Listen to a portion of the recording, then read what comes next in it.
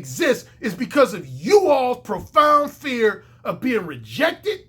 Number one, every guy who exhibits indirect verbal game with women is a guy who has a profound fear of being quickly, straightforwardly, and abruptly rejected. I dare anybody to argue otherwise. That's the only reason you use an indirect game.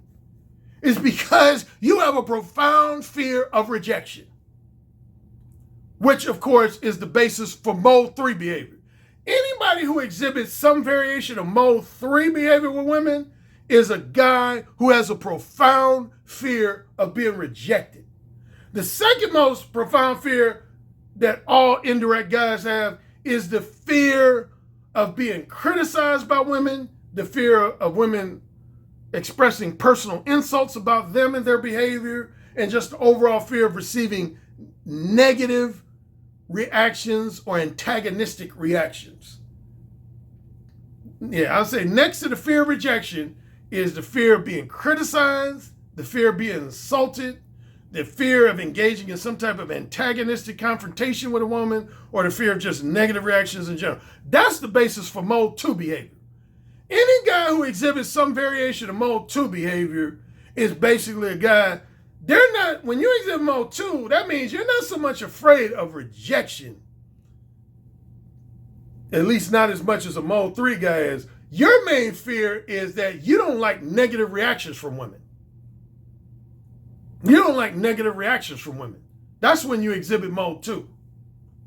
See, I've always said that's my biggest strength, which gives me the ammunition to be so verbally bold, straightforwardly honest, and sexually provocative and sexually explicit with women. I'm not afraid of rejection, particularly as it relates to casual sex. I don't like rejection. It's just like Michael Jordan said one time. I never forget, Michael Jordan said one time. He said, in just real simple terms, he said, somebody's asking about losing. And he said, I don't like losing. He said, matter of fact, I hate losing. He said, all ultra competitive people hate losing. He said, so I don't like losing. I actually more so hate losing. But he said, that said, I'm not afraid of losing. He said, even though I dislike and more so hate losing, I'm not afraid to lose. Because he went on to say, he said, if I was afraid to lose, I would never take a last second shot. He said, that's one of the known ways you can tell people who are afraid of losing. Is those are the guys that typically avoid taking last second shots. Because they don't want the humiliation that comes with missing that last second shot. He said, so again, he was like, I don't like to lose. He said, more so I hate losing. But he said, I'm not afraid to lose. That's essentially how I feel about rejection, particularly as it relates to casual sex. I don't like to be rejected. I might in some cases say I hate being rejected, but I ain't afraid to be rejected. I ain't afraid of rejection. I welcome rejection. Here's what I've always said for 25 plus years. I don't like rejection, but if it's going to happen, I would rather it happen sooner rather than later. That's my general philosophy on rejection. I don't like rejection when it happens. But if it's inevitable that it's going to happen, I would rather it happen sooner rather than later. In other words, if a woman is going to reject me, I would rather her reject me within the first 5 to 10 minutes of my very first conversation with her than for her to reject me after I've taken her out on 2 or 3 dinner dates. I don't like to be rejected after I've invested time, money, effort, emotion, or money. That's the one time I don't like to be rejected, is after I've invested a significant amount of time, effort, emotion. What else did I say? Money. Yeah, I thought it was 5 things. I guess it was 4 things. Yeah, those 4 things. Time, effort, emotion, and or money. If I've invested a significant amount of one or more of those 4 things, and then I get rejected, see, that's when I end up feeling pissed, man. That's when I end up feeling pissed, which is why one of the reasons why I'm mode 1. I don't like to be rejected after I've invested something. Man.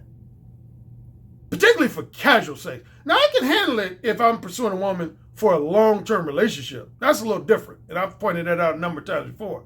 But for casual sex, nah, man. Casual sex, if I'm going to be rejected, I want to be rejected quickly and straightforwardly. I'd rather deal with what I call a rejector than to deal with a manipulative time waster. Because see, that's what manipulative time waster is. Manipulative time waster is a woman that's not going to reject you until after you spend a number of days, weeks, or months flattering her, entertaining her, and just generally spending a lot of time with her non-sexually. Then she's going to reject you. She ain't going to never reject you up front and straightforwardly. A manipulative time waster is never, ever, unless you force her to by being mode 1. That's the only exception, is if you force her to by being mode 1. If you're mode 2 or mode 3 with a manipulative time waster, she's never going to reject you in a quick, straightforward, upfront, straightforward manner, ever. Because that would defeat her game. That would undermine her own manipulative head games. A manipulative time waster is only going to reject you after you've spent money on her and or after you've spent a lot of time with her in a non-sexual manner. That's the only time a manipulative time waster is going to reject you. And see, I ain't trying to deal with no manipulative time wasters. Mode 1 is the number one approach out there. I've always said, I've never said that mode 1 is the best approach simply for getting laid. There's a lot of different ways you can get laid. So I've never tried to assert that mode 1 is the only effective way you can get laid or even the best and most effective way you can get laid. But what I've always said about mode 1, if nothing else, when it comes to putting you in a position to quickly identify and weed out manipulative time wasters, it ain't no method out there better than mode 1. It ain't no approach out there better than mode 1. I triple dare anybody to say that there is. It ain't no method out there better than mode 1 when it comes to quickly and effectively identifying and weeding out manipulative time wasters, which is the number one priority of mode 1, more so than getting laid. That's what people don't understand. Getting laid is not the number one priority of mode 1. At best, I would say getting laid is the second highest priority of mode 1, if not maybe as low as the third priority. The number one priority of mode 1 is to quickly identify and weed out manipulative time wasters. That's the number one objective and priority of mode 1, is the identify and subsequently weed out women who are manipulative time wasters. Women who are not interested in having sex with you, but they're willing to give you the misleading impression that they do have some degree of interest in having sex with you. That's what manipulative time wasters do, man. Oh, I get this all the time, and people just stupid. At least 2 or 3 guys, they say, hey, Alan, man, I was just saying a few minutes ago, I said, I've never tried to assert that mode 1 is the only effective way to get a woman in bed. I'll pay you $1,000 if you can find a video clip or audio clip where I've ever said that mode 1 is the only way to get a woman in bed. I've never said that. I've never said that. I've never even necessarily said that mode 1 is the absolute best way to get a woman in bed. If your priority is simply to get a woman in bed, I've never said that.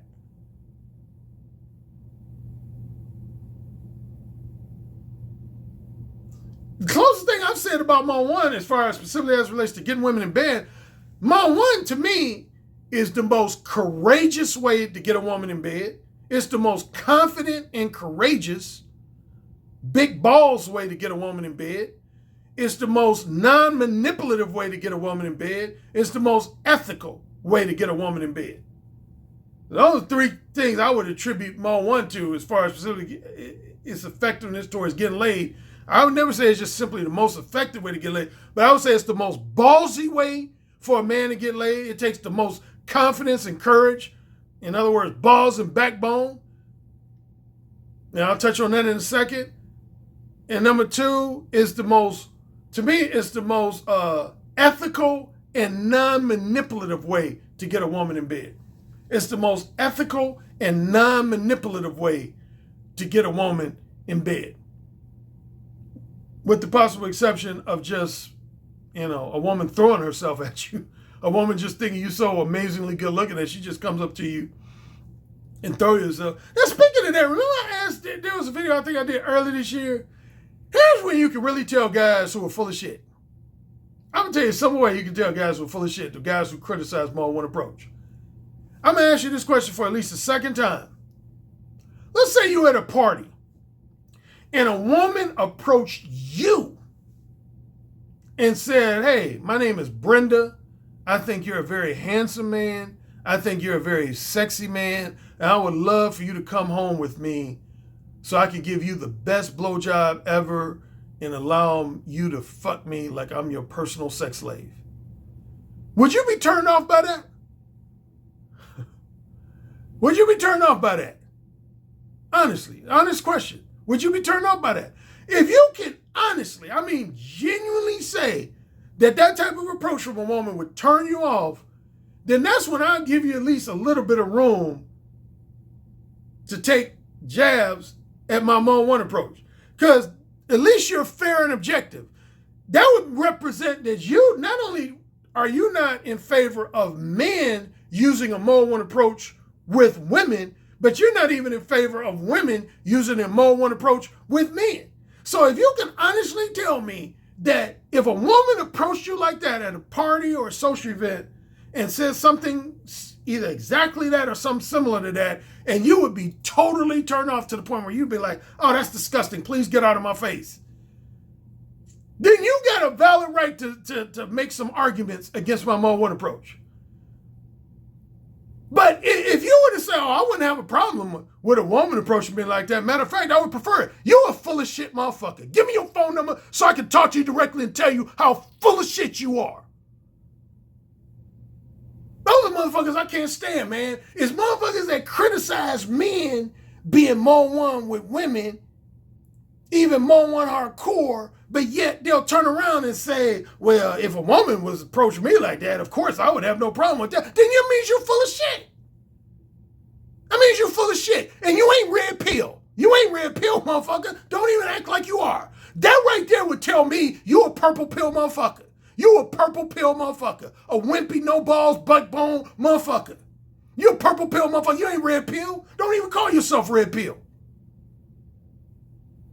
Yeah, I asked this question on one previous video. And of course, I think no less than 95% of the guys who answered the question said, oh, of course I would allow, I would be in favor. But then they tried to argue, well, but men and women are different. How? Women like to fuck just like we do. Women indulge in casual sex just like we do. Yeah, they got a vagina, we got a penis. Yeah, some degree of their social programming and cultural conditioning is more impactful than it is on ours. But other than that, man, we're essentially the same. So don't give me that bullshit about, well, women are different. You're going to treat them differently. You're going to talk to them differently. You're full of shit if you believe that shit. You don't understand women if you believe that. You don't understand women, which means you ain't red pill. You ain't on my level. You don't understand women if you believe that shit. But that's what I want to know. If a woman was to approach you and say something to the effect of, hello, my name is Tiffany, and I just couldn't help but to introduce myself to you because I think you're an extraordinarily handsome man. I think you have a high degree of masculine sex appeal. And I would very much like to invite you to come over to my place later on tonight or tomorrow night so I can give you the best blowjob ever and allow you to fuck me like I'm your personal sex slave. If you would be genuinely disgusted and turned off by an approach like that from a woman, then that would mean you have at least a little bit of wiggle room to offer some valid criticisms of the mode one approach and explain why you don't like such a straightforward approach.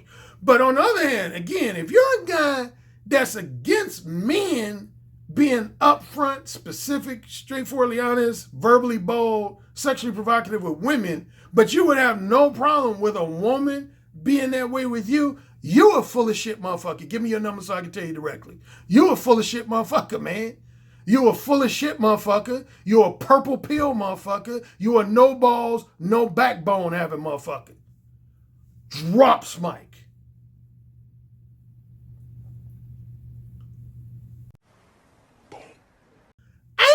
there was at least minimum 2 or 3 guys that tried to say that I was trying to assert in my last video and some of my other videos that the only way you can get laid is by being mode 1. And if you're indirect, you're going to fail miserably in your attempt to get laid. I've never said that. I've never said that.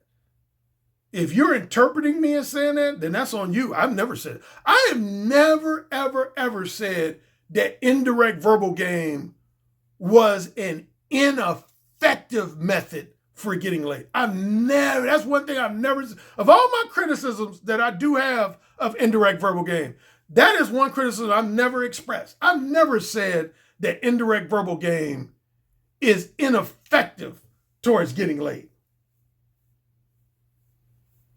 What I've said is that indirect verbal game is dishonest, is disingenuous and misleading, it's emotionally manipulative, and it's representative of a lack of true confidence and true courage.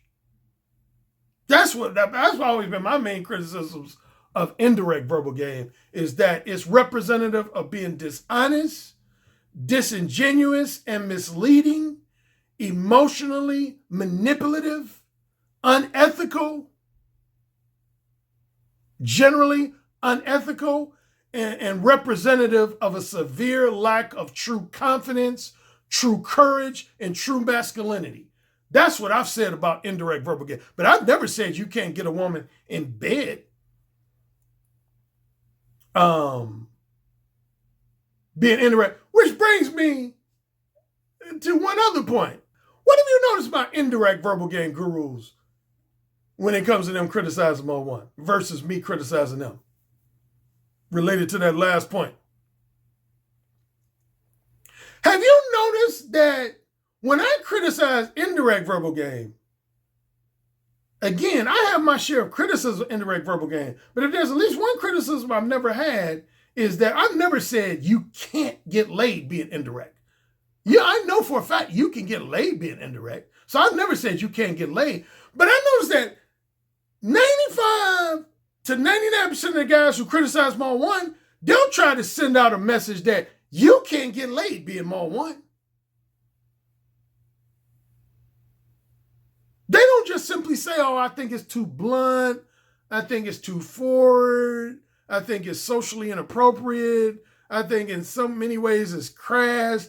They never stop there. They will go as far as to say one of two things. Either just flat out that if you use mode 1, you will have no success at all getting laid. Or at minimum, they'll say what guys like Alpha Male Strategies have said, which is, now Alpha Male Strategies, to his credit, he's never gone as far as to say mode 1 approach will just absolutely positively never get you laid. But what he has said is that the only guys who are going to get laid from mode 1 is guys who are either amazingly good looking or guys who have a super smooth, ultra seductive mouthpiece. That's the two guys that he's always said that he feels can get laid being mode 1. He's always said, if you're a super good looking guy, like on a woman's scale, 1 to 10, you're like a guy who's an 8, 9, or 10. He said, then I believe mode 1 can work for you. Or if you're a guy who has just a really super smooth, silver tongue, ultra seductive mouthpiece, I believe you can get laid being mode 1. But he said, if you're a guy that's average or less than average looking, or you don't have a smooth, seductive mouthpiece, that's when Alpha Male Strategist said, you ain't going to get laid being mode 1. You ain't going to get laid being mode 1. Which is not 100% true. Definitely on the looks part, I would halfway agree with him on the mouthpiece part, but on the looks part, I disagree with him. But see, here's a story I told a few times before, and I'm going to tell at least for the 4th or 5th time. I remember one time I was at the 2018 21 convention, which was my second appearance at the 21 convention. And about 10 or 15 minutes after I finished my speaking presentation, I was out in the lobby area. And I had a whole bunch of guys like surrounding me. I was like in the middle of the circle. It was about, 15 to 20 guys that were surrounding me, like the paparazzi would surround a celebrity or something. And they was all asking me various questions. They was both congratulating me and giving me kudos on my speaking presentation, as well as asking various questions related to my Mode 1 approach. Anyway, one guy, he said, Alan, I might have to categorize you as the most interesting and unique speaker at the 21 convention. Not only this year, but last year too. And I said, why you say that? He said, because when I compare you to just about every other speaker, most of the other speakers here, they have just as many, if not more, female critics and haters than they do male critics and haters. Particularly like women who are like radical feminists, very left-wing liberal feminist types. Yeah, I'd say no less than 50% of their critics and haters are women. But he said with you, though, you have way more male critics and haters than you do. He said, I don't know any like notable women, like women who are well-known bloggers, well-known podcasters, well-known feminists. I don't know any women who have come after you in a major way. He said just about all your critics and haters seem to be men, which again, I feel separates you from the other guys who are speakers. Why do you think all your haters and critics are almost exclusively male instead of being either exclusively female or at least a mixture of male and female? And I was about to answer, but this other guy interjected and said, Alan, if you don't mind, can I answer that question? I think I could give a good reason why. And I said, go ahead. And the guy said, and I'm going to be slightly paraphrasing some of his words because I don't remember his exact verbatim words, but I remember the essence of it. He said, I'll tell you why Alan has so many male haters. He said, here's the thing with Alan's Mode 1 approach. It's not that Alan's Mode 1 approach is the only way to get women in bed. He said, I think even Alan would agree with that. And I do agree with that. That's what I was just saying. There's a lot of different ways to get a woman in bed. You could date rape a woman and get in bed. You can get a woman sloppy drunk and get in bed. You could pay a woman $1,000 to get in bed. So there's a number of ways to get a woman in bed. So anyway, he said the reason why Alan has so many haters and critics is not so much because Alan has tried to assert that Mode 1 is the only effective way to get women in bed, because it's not. He said, but here's why guys don't like Mode 1 and why they almost feel compelled to hate on it and try to undermine it. Because even though Alan's Mode 1 approach might not be necessarily the most effective way to get a woman in bed, it is the ballsiest way to get a woman in bed. And I said that just about 5 to 10 minutes ago. He said it may not be the most effective way to get a woman in bed, but it is no doubt the ballsiest, most manly and masculine way to go about getting a woman in bed. And he said men by nature are competitive. Men don't like to feel like there's another man out there who got bigger balls or stronger backbone than themselves. They don't like to feel like another man is more confident, more courageous, more masculine than themselves. And that's why, for that reason, is why a lot of guys hate on Mode 1. It's because in a nutshell, he's like, they don't want to acknowledge that they don't have the balls and backbone that Alan does. Because see, if they don't hate on Mode 1, let's say they were to say, yeah, Mode 1 is not a bad approach. It's an okay approach. It's a fairly effective approach. That would be almost like them admitting, yeah, I don't use Mode 1. It is effective. I don't use Mode 1. And the main reason why I don't is because, quite frankly, I just don't have them type of balls and backbone. And anyway, after he was finished, I just went like this. I pointed at him as if to say, everything you just said was on point. It's the truth. That's why I say, so for those people wondering, like, Alan, why do people starting with the 1990s up until now, really technically start with the 1980s, why do so many guys try to undermine the credibility and effectiveness of Mo 1 instead of just saying, yeah, Mo 1 is not an approach I choose to use, but it is, I can see where a lot of guys would embrace it and find it effective. Why don't guys just say that instead of hating on it? That guy at the 21 convention broke it down. Because deep down, guys know, man, again, Mo 1 might not be the most effective way to get a woman in bed. There might be other ways that are reasonably just as effective as Mo 1, but there ain't no other method out there that's ballsier than Mo 1. There's only one possible approach I can think of that's just as ballsy, if not ballsier than Mo 1. And that would be something that involves physically groping a woman. Like if you just went up to a woman in a club and just literally grabbed her and start trying to kiss her, and you start grabbing on her tits and ass, which there was a PUA that did promote that. There was at least two, actually. And they both ended up getting banned by certain countries. One's name is Julian Blanc. For a while, that's what Julian Blanc was promoting. He was basically promoting the physical equivalent to Mo 1 hardcore. In the same way, I believe in being very verbally bold and verbally straightforward and aggressive.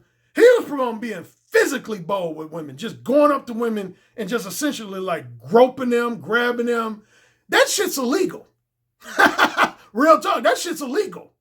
You'll find yourself in prison. That's nowadays. Now, there was a time back, decades back, you could get away with that shit.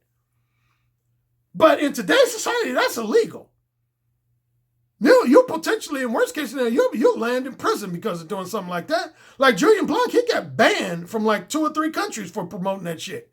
But that's the only other approach that I would make the argument that's just as ballsy, if not slightly more ballsy, than my Mo 1 approach, and more specifically, my Mo 1 hardcore approach, is just to do something really physically bold and aggressive.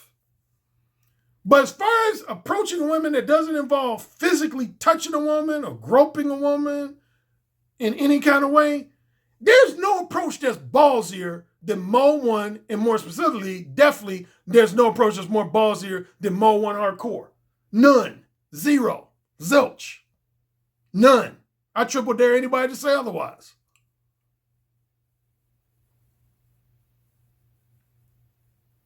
Anything a man could possibly say to a woman that's a combination of verbally bold, straightforwardly honest, sexually explicit, I've said it.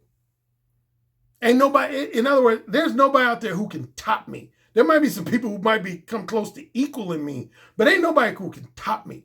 Anything you could think of that would fall in the category of a combination of verbally bold, straightforwardly honest, and sexually explicit, I've said it. I've said it to at least a percentage of women. But anyway, yeah, that's one reason why so many guys feel compelled to hate on Mo 1. They don't even want to acknowledge that Mo 1 is effective. Because that would be like them acknowledging, yeah, it's effective, but I don't have the balls to pull it off. Which is the truth. Most men don't. Most men don't have the balls to pull off Mo 1. And definitely for damn sure Mo 1 hardcore. Most guys don't have the balls to pull that shit off. Yeah, one guy, he was defending James Tusk and Troy Francis. He was like, both of those guys get laid, and they're indirect. Both of those guys get laid, and they have receipts to prove it. They get laid. And my response was like, so? When did I ever say that? Go and listen to my very last video. At no point did I say that James Tusk and Troy Francis don't get laid. I never said that. So that's what's known as a straw man argument. I never said that. I never said that they don't get laid. My harshest criticism of him was that I said neither one of them got the balls and backbone that I do. That's what I said. And that's my criticism of all conventional PUAs and indirect verbal game coaches. None of them dudes got the balls and backbone that I do. None of them do. Anybody who's indirect does not have the balls and backbone that I do. Anybody.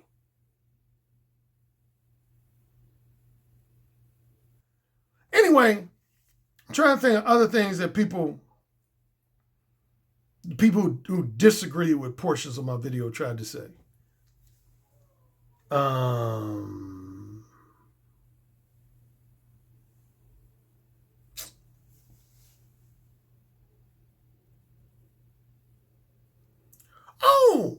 side note, I'm not going to mention this brother's name because there's a black male dating coach that I highly respect. I'm not going to say his name, but just by the fact of me saying I highly respect him, people, some people might know who I'm talking about. I was looking through my comment section and I saw two guys criticizing a fellow black male dating coach who I'm fond of. You know, I got a lot of love and respect for him. But these two guys were criticizing, which I found interesting. But anyway, one specific criticism, one guy said about this other black male dating coach, he said, yeah, one of the problems I have with this other black male dating coach, he said, when it comes to the subject of looks, he once said on a video that a man's facial looks are not important at all. Only his looks from the neck on down. But women don't care anything about that a man's facial looks. Now, because I didn't see the video myself, I don't know if this guy is telling the truth or not. I'll say this about my fellow black male dating coach. I hope he didn't say that. I don't know if he did or didn't. But let's go with the argument, with the assumption that he did say that. I hope he didn't say that because that's far from the truth. That's far from the truth. Number one, how much emphasis a woman places on a guy's face versus his physique ranges from woman to woman. You can never generalize all women. Like, I've met women in my life who, most women fall into three categories on the subject of looks. They either put more emphasis on the face than they do the physique, more emphasis on the physique than they do the face, and an almost equal amount of emphasis on both. An almost equal amount of emphasis on both. So you could never say that all women only fall into one of those three categories. It ranges from woman to woman. But to say that the face is totally unimportant, again, I hope my fellow dating coach didn't say that, but if he did, he's wrong. I would have to say, even though I respect him, I totally disagree with that. Shit. Man, when I get a lot of pussy, particularly my senior in high school, I would say in general, I got a lot of pussy from women when I was a senior in high school because of both my face and my physique. But most of the women really emphasized my face. They was like, damn, you a fine motherfucker. I had so many women, my senior in high school, they used to be like, you are fine. They were referring to my face. They were like, you are fine. And I'll say this, when it comes to long-term relationships, more so than casual sex, oh, the face is definitely important. I talked about this on a video before. Here's what I would say about face. Face is important to women when they think about how they want their kids to look. See, when it comes to having casual sex with a guy they don't plan on having kids with, then there's a lot of women that really don't care about the face. But when it comes to a woman that wants to have kids with you, shit. The hell they don't. Women very much care about your face if they're thinking about having kids with you, my wife included. my wife included. So, again, this black male dating coach, I hope he didn't say that. Because I got a lot of love and respect for him. But according to this one critic in my comment section, he said that this other dating coach said that. Anyway, I'm going to wrap things up. This video went way longer than I anticipated. But I just wanted to do a follow-up. Okay. Enjoy the rest of your weekend. Peace. Yes, sir. Say it again. Yes, sir. Who's the king? Alan, you're the king. Say it again. Alan, you're the king. You're dominating me. Say it again. Alan, you're dominating me right now. Mode 1. Mode 1. Daddy, can I go, please? You're the king. Say it again. Oh, you're the fucking king. Yes.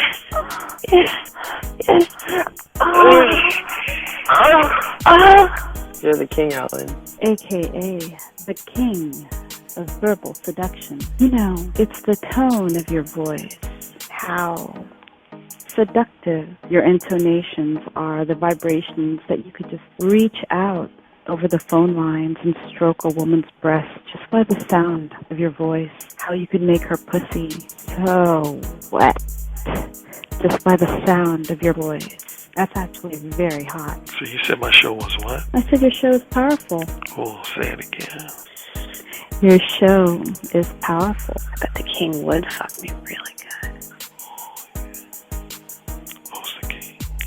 Alan Roger Currie. Oh, yeah. Who's the king? Alan Roger Currie. The king. The king. The king. I have to agree with you on the communication piece, because I actually did take a session with Alan Roger Currie, and he gave me a line that I did not think was going to work, and it worked. And I was like, what the fuck? Oh